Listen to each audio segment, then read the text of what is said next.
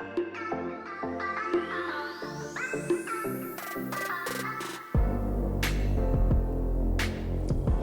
afternoon, Stitch Roadies. Thank you for stopping by. It is a lovely day outside because it's not raining. I just came in from doing a little pond. The motor in our pond need a little cleaning, so I did that, which required me to come in and use some icy hot on my back. I tell you, this week, age has been rearing its ugly head, or I don't know if it's ugly because there's so much about aging that I love. Number one about aging is I really don't give a hoot on what people think about me. That is such a relief. That is such a relief. So I feel 10 pounds lighter today. I started the day off by cutting my toenails. Yes, it is amazing what happens. And then this week I noticed it's kind of strange that I've spent my entire life with straight hair. Just absolutely straight hair. And it wasn't until I actually got that 3 inches cut off a couple weeks ago that the gal who cut my hair said, "Oh, you have curly hair." And I said, "No." But it's kind of strange because when I wash it and just let it dry without blow drying it, it does have a lot of curl in it, and I don't know what the heck happened because I've never had curly hair. I don't know what it means. I'm not sure if I should be worried. You know, I'm tempted to email my doctor and, you know, because you can't see a doctor anymore, and say, "Does curly hair indicate something?" I don't know. I don't know. But it is interesting in this journey, the changes that one feels. Yeah, I've been enjoying reading all the comments. I've been trying to catch up, and I know that there's been some questions. I should actually start writing down the questions when people ask rather than responding to them individually, maybe responding to them here on the podcast because others may have the same question. But yeah, not sure yet. You know, I'm not quite that organized person. But I'm enjoying this afternoon. I'm having a cup of coffee. Home sweet home. Got a little bit of almond milk in it.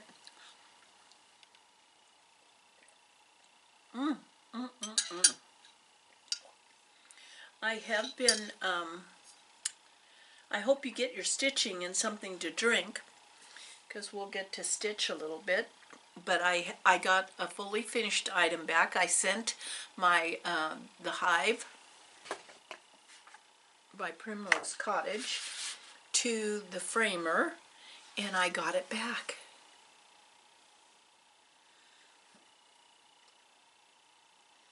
I absolutely love this stitch. Every bit of this stitch rang so many bells for me.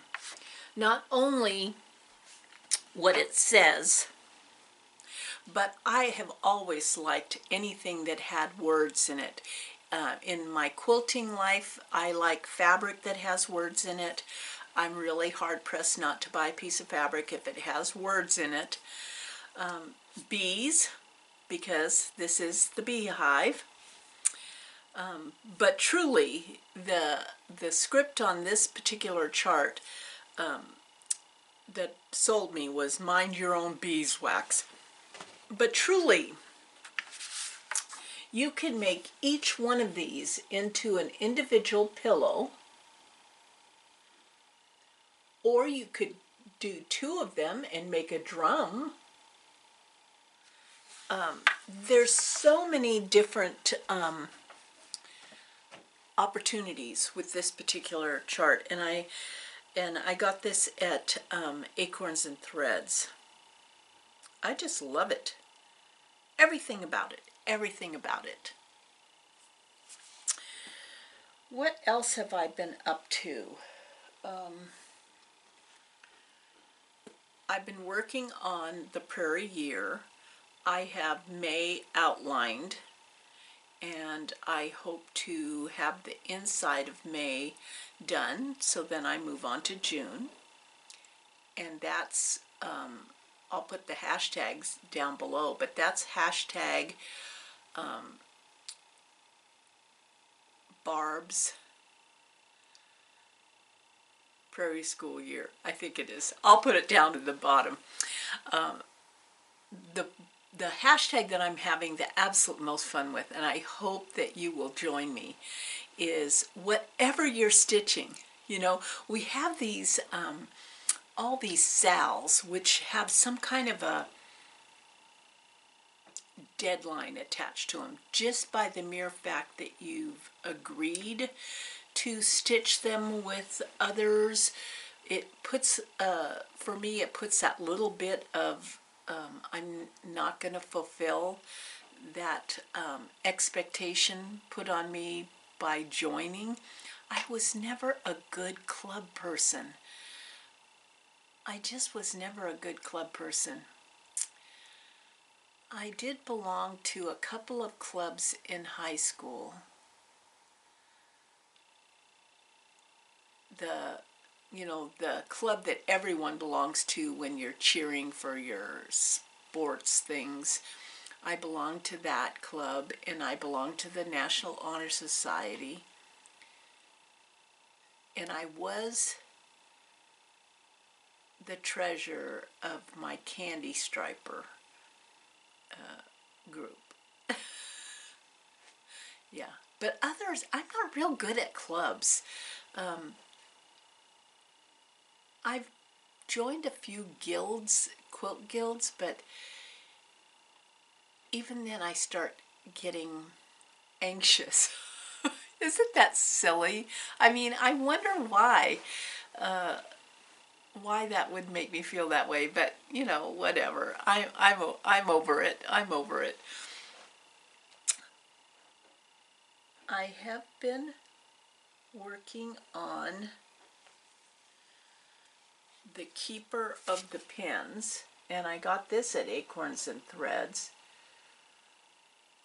It is it's a fabulous book, and in this booklet are 1, 2, 3, 4, 5 pin cushions. And oh, I know, that was a question that someone asked me. What's the deal with all the tomatoes? And I think the reason, I mean, I can only speak for myself. I have fond memories of these stuffed tomatoes because that was the only pincushion that my mother had. And she made all of our clothes. We went to a school that required a uniform, so she didn't have to make our school clothes, but anything else she made.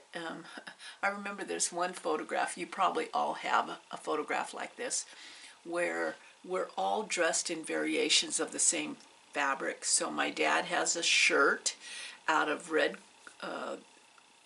plaid corduroy. I have a jumper, my mother has a dress, and my sister has a skirt. And I think that's what, and so it's like that funny family photograph for Christmas.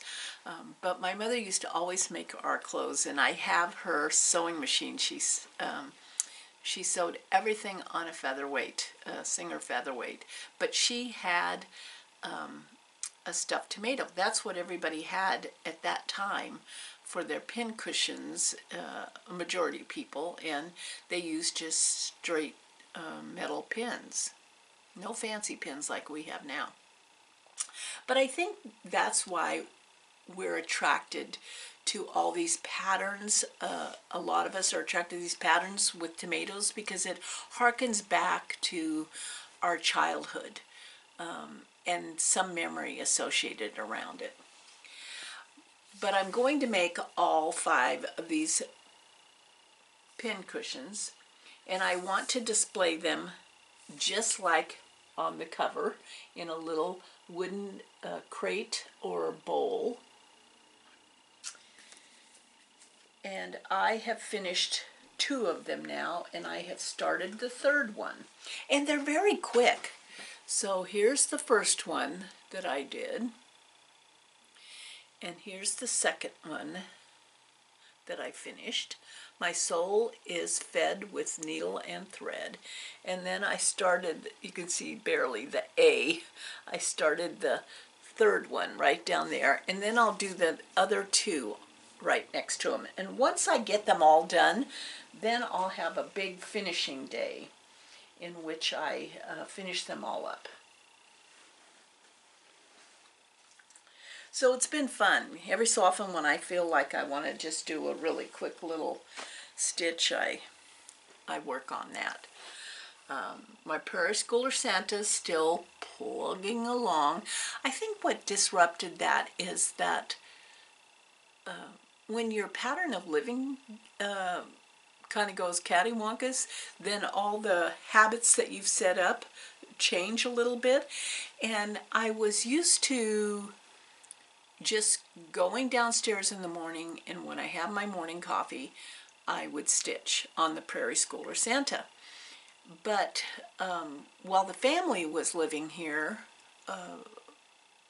I didn't go down and have coffee. We had coffee up in our room.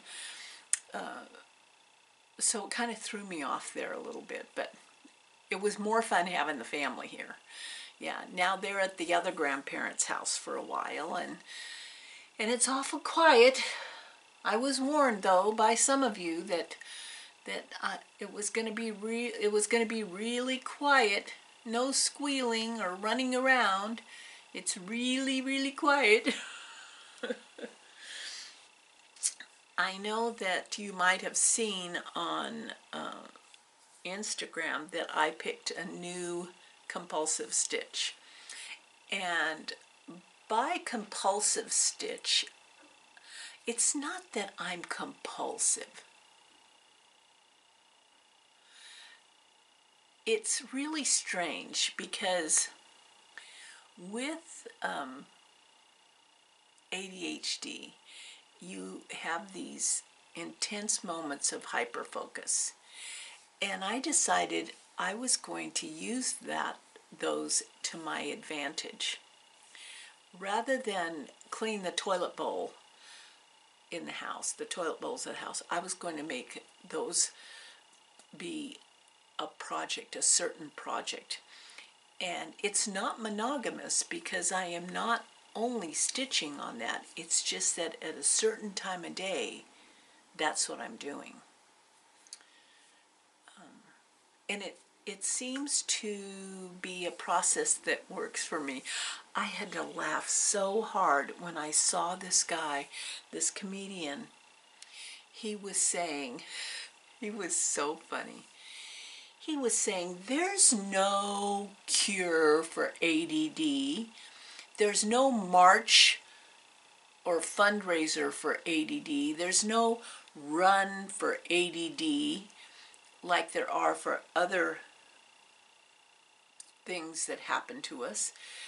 And he said, for that matter, the run for ADD would be really short. I nearly snorted my coffee. I laughed so hard because it's absolutely the truth. And so, but there is a way to create a rhythm. There is a way to create a rhythm. And this goes for anyone. You don't have to have ADHD or ADD to create a rhythm. It's just a matter of figuring out what appeals to you as a stitcher or a crafter. That what I do know that works is having everything available. So that means if you're like if you're a scrapbooker, that you have everything kind of available in a loosely organized way so that you don't get frustrated or you can't find something. I spent half a day yesterday looking for binding fabric. I know I had binding fabric and I know that I saved it, and I finally was so frustrated that I was trying to find other fabric that could replace my binding fabric on this quilt, and then I found it. Yeah, and so what I know is really important is that you have somewhat of a base organization, so that when you're ready to do it, it's all there. For me, if I'm ready to do it and I cannot find it, or I cannot figure out how to do it because I don't have all the components for it, I just throw up my hands and have a tantrum. You know, it's just, yeah. You know, we all have these little personality quirks, and, you know.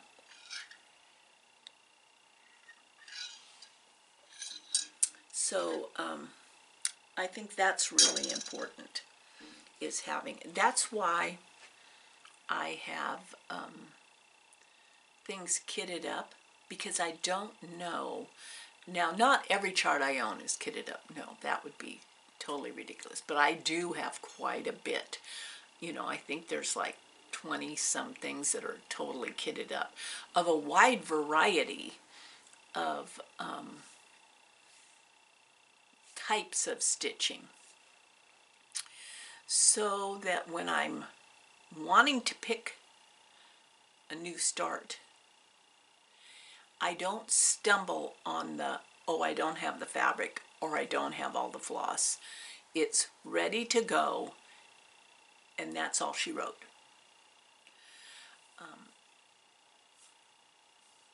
And I have been doing quite a few new starts. Now I know, like this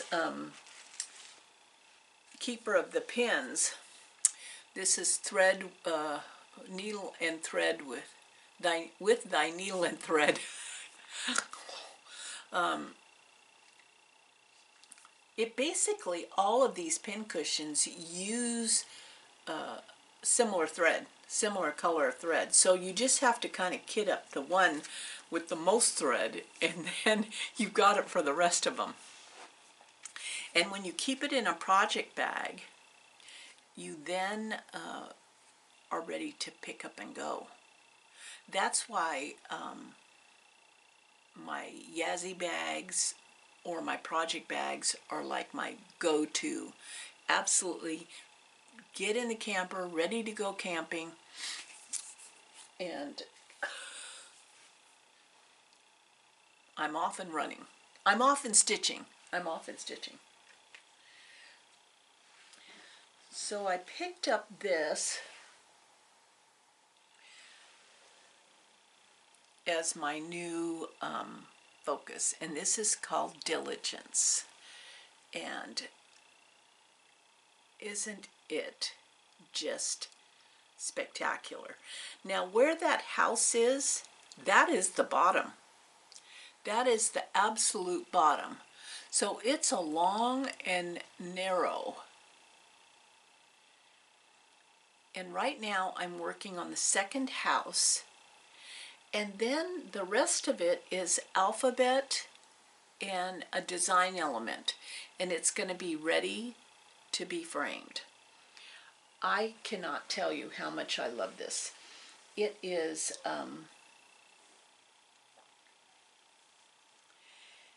I saw it at the attic in Mesa, Arizona. the designer had it all, and I'll list all that information. The designer had it all listed, listed. I'll have the information on that chart in the description box. But the model was on display at the attic, and I absolutely fell in love. And I'd never really stitched a sampler. I mean, I had one under my belt, but it wasn't like I'm doing all the samplers. The colors also that were chosen were what sold me too, and the model was stitched with anchor thread. And in the pattern they give you a choice of DMC or anchor, but I loved the model, and so I went with anchor thread. And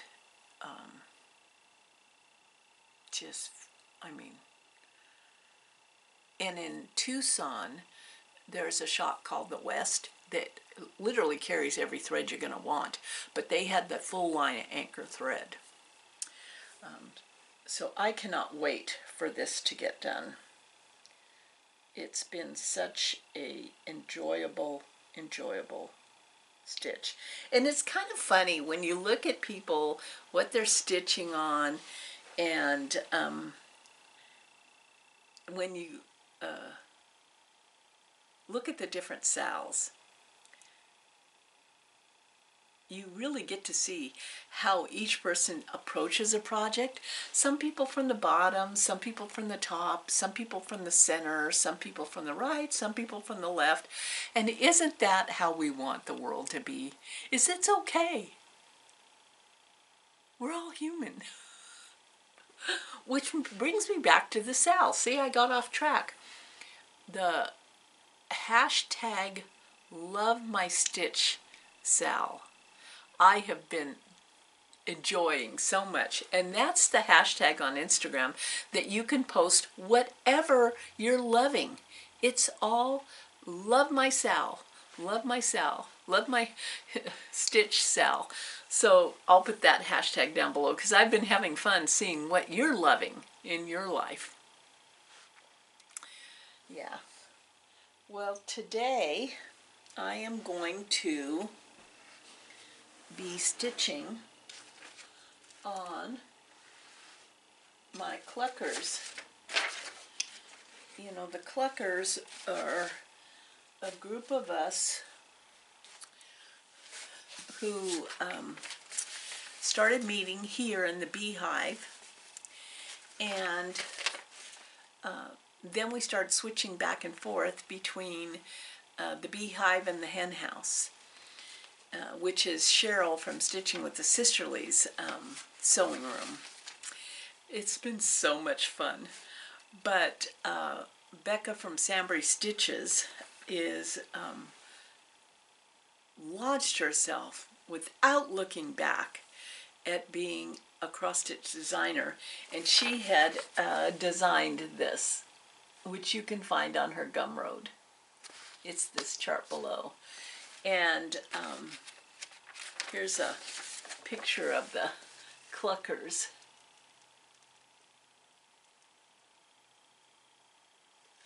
Yeah. So now you can get this chart to see it to say, I think, friends of the beehive mother cluckers. So I'm working on that. And I'm doing it on Ada.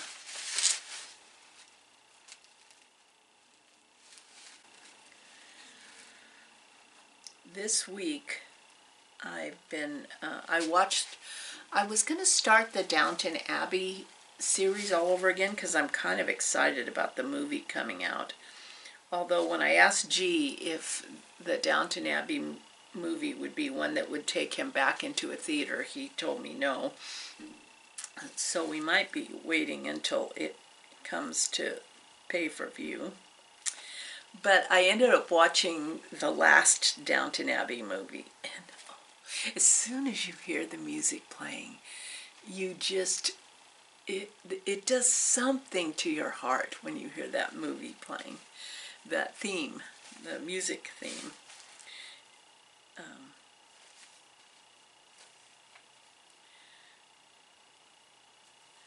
I'm looking forward to that. I'm looking forward to that movie. I did start watching yesterday. I have to finish it tonight. What's it called? It was a funny movie. It had Reese Witherspoon. Oh, Just Like Heaven. Just Like Heaven. It's Mark Ruffalo and Reese Witherspoon. And it's, I mean, the basic premise is a guy moves into, sublets an apartment of a woman whose spirit is still inhabiting the apartment. And it was, I mean, I've only been halfway through, but I'm surprised because, let me look, when was that made? 2005. I mean, it seemed like it was right up my alley for the kind of movie I would like because, you know, it's a rom-com and comedy and, yeah, that I would have seen it, but somehow I missed it. So now I'm watching it. I get to watch the other half tonight. The book that I'm reading, I mean, we've entered this period where it's, you just want to escape again sometimes. But I got this book on a recommendation, and let's see.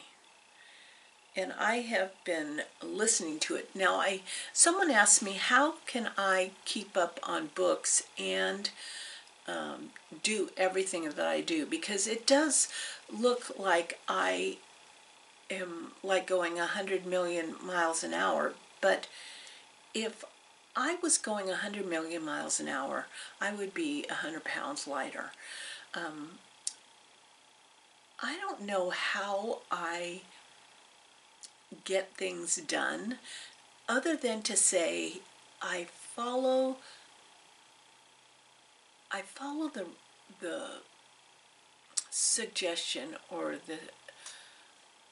I just remember that my friend Sandy, who was so prolific, and at the same time she was working hard alongside her family on the farm, how much she created quilting wise and woodworking wise. I mean, I still have some woodworking things that she has made, but she always took snippets of time. She never just sat and maybe cut from the same cloth, because that is how it looks like I get so much done.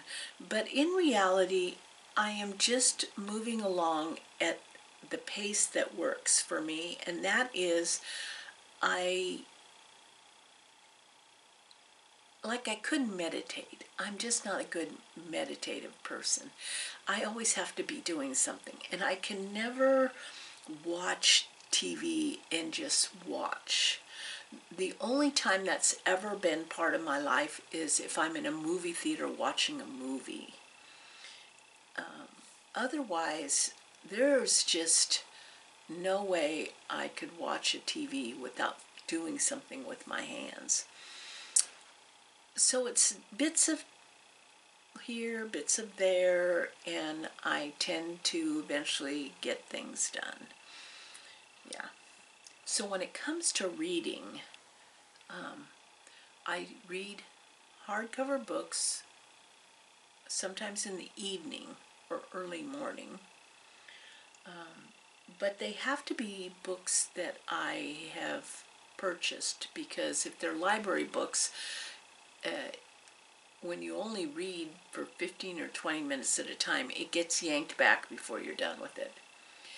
I do a lot of audiobooks, and So when I'm stitching or quilting, stitching on my wool projects, I am listening to either a book or a podcast.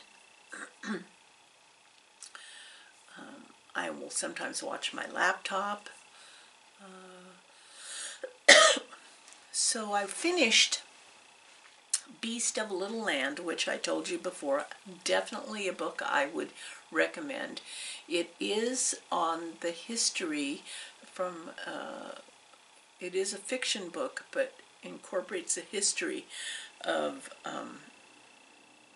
Korea and China and Japan in World War II, and it was really, it really made me wish that I had read this book before my mother passed away, so I could have talked to her, because she grew up in that period of time where she had to have a Japanese name.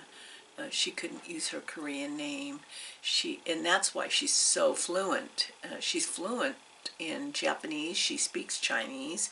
It's because Korea was occupied so many different ways. And she spoke English. That's why the army hired her. I wish I could have had a conversation. And I would really recommend, if your mother is still alive, have a cup of tea or coffee or a beer and really delve into your mom's childhood memories. Not just the family tree kind of thing, but yeah, what kinds of things did you eat for breakfast, lunch, or dinner? Or did you go to school? And where did you go to school? Did you really have to walk in the snow 5 miles to school? Yeah, I mean, some really, there's things that, little things that I wish I knew. Little things. And I remember some snippets of conversation I had, but the reality of it is I wish I had taken more time. And I know our lives are busy and we just,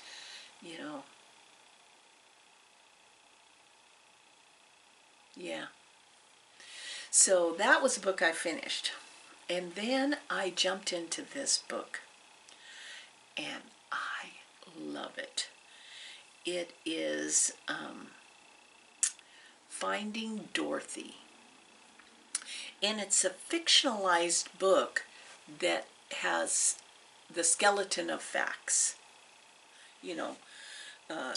So, it's that conversation, like maybe the author wasn't there and there's no script to the conversation, but it has fact woven all through it, which even makes it more wonderful. And so Finding Dorothy is about the life of Dorothy Baum, who is the wife of Frank Baum, who wrote Wizard of Oz. Now you would think, oh, okay. I mean, I did. I thought, okay, really? I cannot put that down. In fact, it has awoken in me the love I had growing up for Wizard of Oz. I watched it every year. It used to come on television once a year. And I think he used to come on television around Easter time, if I remember correctly.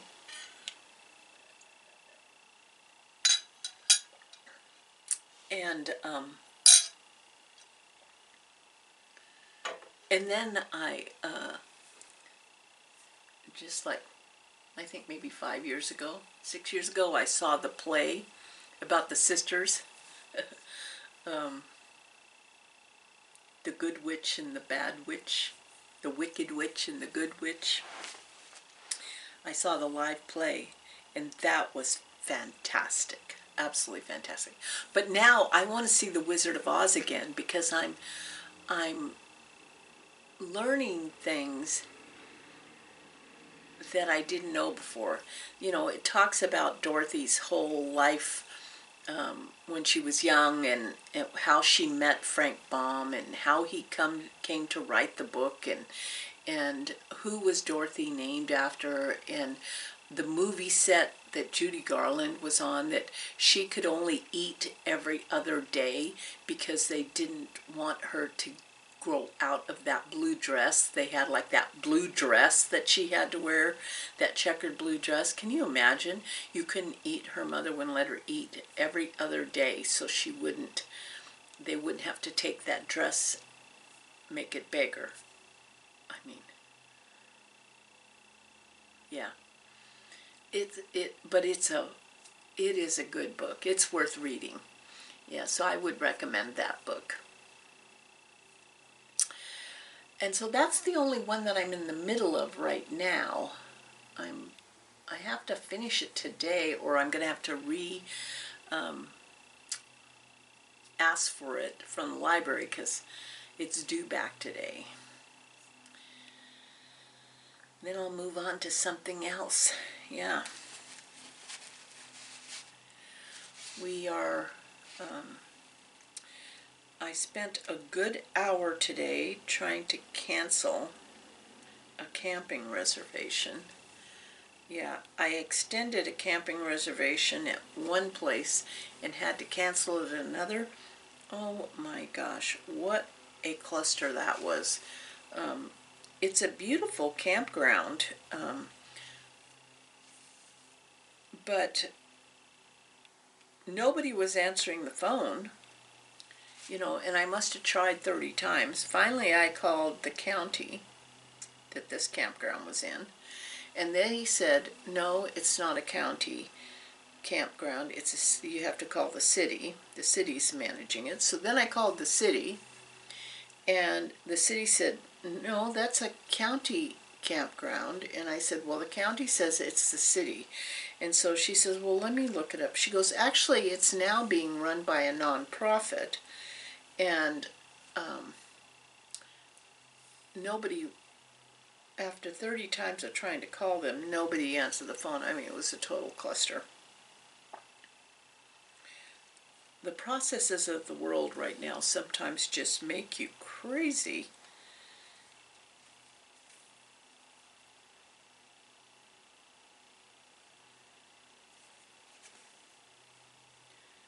But, yeah. It is what it is. It doesn't even pay to get frustrated. Everybody was very apologetic, but nobody had an answer. Nobody had an answer. And that is why I like to go to Acorns and Threads, because Janine tells me that's not going to work, or that's going to work. You can replace that color with this color. You know, there's an answer. I can get an answer.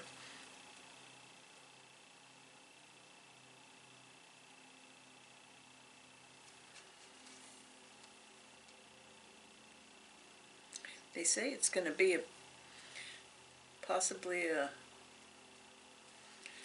hot fire season this year in the state of Oregon. I'm praying not. We need a break after last year. With as much rain as fallen around here,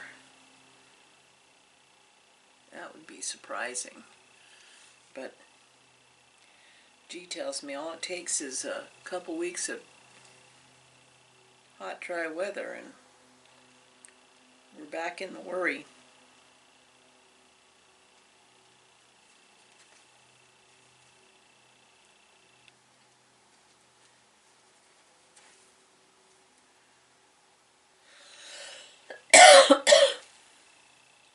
Yeah, it's awful quiet around here without the little pitter-patter of feet.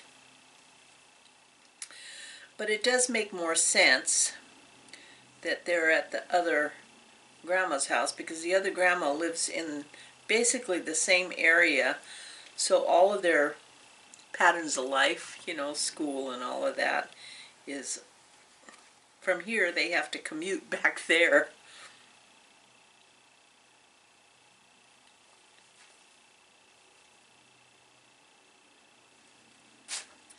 I saw on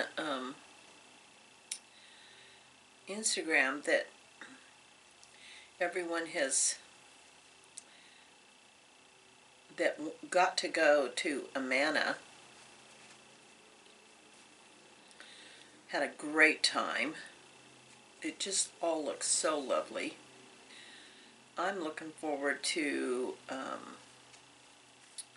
the two big things that I have going on so far are the Sisters Outdoor Quilt Show, and I have a quilt. I have a quilt in the quilt show. I have two quilts in the quilt show in the teacher's tent, and then I have one quilt that is part of a display in Quilts in the Garden, and then after that, the next thing after that that I have is the workshop, the acorn gathering in here in Portland, which is a 3-day, I think it's a 2 or 3 day workshop with Blue Flower and Lindy Stitches. I think I have that right. And I can't wait. You know, because you just want to experience something. You just want to experience something. Yeah.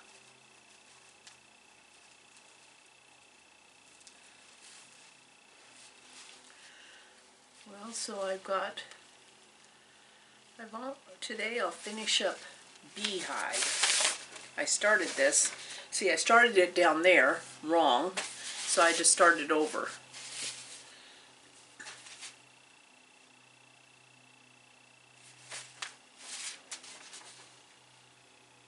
So cute.